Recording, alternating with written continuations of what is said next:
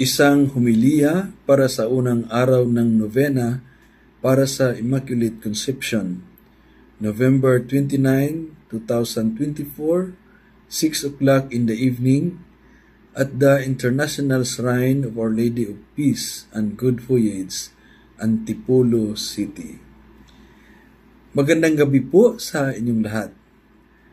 Mga kapatid, sa ating pagtitipon ngayon sa International Shrine of Our Lady of Peace and Good Voyage, sinisimulan natin ang 9 na araw na paglalakbay na nakatuon sa Immaculate Conception of the Blessed Virgin Mary, Immaculada Concepcion ng Mahal na Birheng Maria. Ang nobenang ito ay panahon ng paghahanda para sa Solemnity of the Immaculate Conception, isang kapistahan na ipinagdiriwang ang natatanging pribilehiyo ni Maria na ipinaglihi ng walang orihinal na kasalanan, walang bahid dungis. Ang mga pagbasa para sa unang araw ng novena to the Immaculate Conception ay nag-anyaya sa makapangyarihang mensahe at pag-asa at pampatibay loob sa ating pang-araw-araw na pakikibaka laban sa kasalanan at sa ating paghahangad ng kabanalan. Ang Apokalipsis chapter 20 ay nagpapaalala sa atin na habang ang pakikibaka sa pagitan at ng mabuti at masama ay totoo, ang tunay na tagumpay ng Diyos ay natitiyak. Nagbibigay ito sa atin ng lakas upang harapin ang sarili nating mga pagkibaka. Alam na hindi tayo nag-isa. Sa huli, sa kabutihan ang mananaig. Makakakuha tayo ng lakas mula sa kaalaman na kahit sa pinakamadilim nating sandali ng ang biyaya ng Diyos ay magagamit natin na tumutulong sa atin na madaig ang tukso at piliin ang landas ng katwiran. Inaanyayahan tayo ng Salmo chapter 84 na palagahan ang kagandahan ng nilikha ng Diyos, na kinikilala ito bilang salamin ng kanyang pag-ibig at kapangyarihan. Ang pagpapahalagang ito ay makatutulong sa atin na tumuon sa mga positibong aspeto ng ating buhay, kahit nasa gitna ng mga paghihirap. Maaari din itong magbigay ng inspirasyon sa atin na magsikap. Maaari itong magbigay ng inspirasyon para magsikap sa kagandahan sa ating sariling buhay, sa ating mga salita at kilos, sa pag-iisip na sumasalamin sa kagandahan ng pag-ibig ng Diyos. Ang ating banal na ebanghelyo, binanggit ni San Lucas ang pangako ng isang bagong langit at lupa. Isang bagong nilalang kung saan mawawala na ang pagdurusa. Ang pangakong ito ay nagbibigay sa atin ng pag-asa para sa hinarap at nag-uudyok sa atin na magsikap para sa isang mas mabuting mundo, kapwa sa ating sarili at sa mundong nakapaligid sa atin. Makakahanap tayo ng lakas sa kaalaman na ang Diyos ay gumagawa tungo sa kinabukasan ng kapayapaan at kagalakan. At ang ating pagsisikap na madaig ang kasalanan at mamuhay ng may kabanalan ay nakakatulong sa sukdulang layuning ito. Ang Immaculate Conception of Mary na ipinagdiriwang na solemnity ay nagbibigay o nagsisilbing isang makapangyarihang paalala na ang biyaya ng Diyos ay matatanggap sa lahat ng naghahanap nito.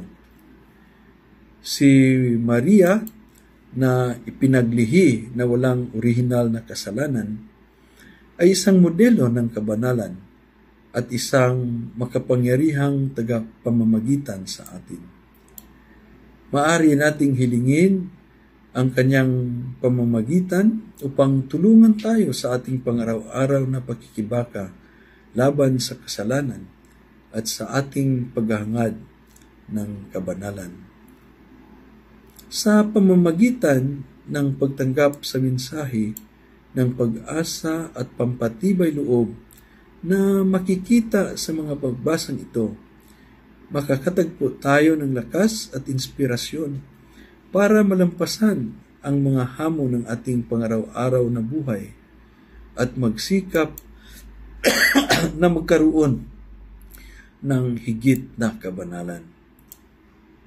Ang ating simbahan dito sa Antipolo, ang International Shrine of Our Lady and Good Voyage, ay dinadayo ng mga tao galing sa iba't ibang sulok ng daigdig. For people seeking for peace and protection, naghahanap ng kapayapaan. Ito rin ang takbuhan ng mga humihingi ng tulong mula sa intercession ng mahal na ina. Lalong-lalo na ang mga kapatid nating mga OFW at seafarers bago lumisan sa ating bayan upang makipagsapalaran sa ibang bansa at maging simbolo ng kapayapaan sa lugar na pupuntahan. Kaya, maaari din nating itanong sa ating mga sarili, how can I attain peace in my heart and in the world? Ano ang maaari kong iambag upang makamtan ang kapayapaan sa ating mundo? Anong mga tiyak na aksyon ang maaari nating gawin sa ating araw-araw na buhay upang mag-ambag na makamit ang kapayapaan at kagalakan na inilalarawan sa Ebanghelyo ni San Lucas? Narito ang ilang partikular na aksyon na maaari nating gawin sa ating pang-araw-araw na buhay. Number 1, linangin ang kapayapaan sa ating mga relasyon. Let us cultivate peace in our relationship. Practice forgiveness, embrace patience, o yakapin ang pasensya, seek reconciliation, humingi ng pagkakasundo. Number 2, isulong ang katarungan at pagkamawain. Promote justice and compassion. Paano? Manindigan para sa inaapi. Stand up for the oppressed. Magsanay ng pagbubukas palad. Practice generosity. Makisali sa peace building. Engage in peace building efforts. Number 3, linangin ang kagalakan at pasasalamat. Let us cultivate joy and gratitude. Tumutok sa positibo.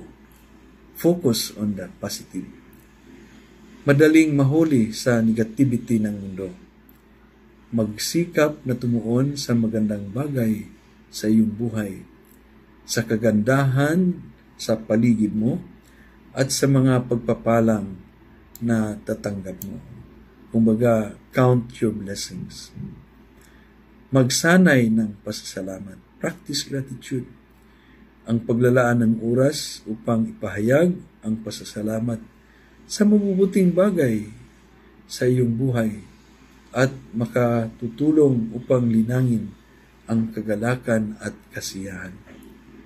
Magawa ito sa pamamagitan ng pagdarasal, pagsulat o journal writing, o paglalaan ng isang sandali upang pahalagahan ang mga simpleng bagay. Ibahagi ang iyong kagalakan. Share your joy.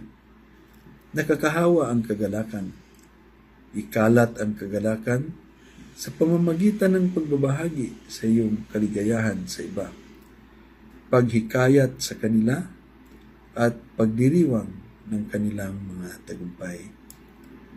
Number 4, hanapin ang kalooban at patnubay ng Diyos. Seek God's will and guidance. Paano?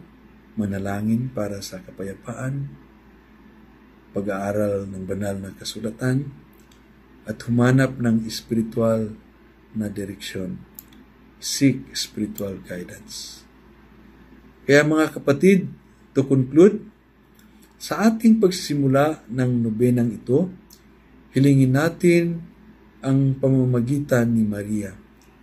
Manalangin tayo na mapuspos tayo ng biyaya ng Diyos at mamuhay tayong karapat-dapat sa ating pagkatawag bilang mga anak ng Diyos. Manalangin din tayo para sa kapayapaan at magandang paglalakbay para sa ating sarili at para sa buong mundo. Habang tayo ay naglalakbay patungo sa pinakahuling hantungan ng buhay na walang hanggan. Amen. God bless us all.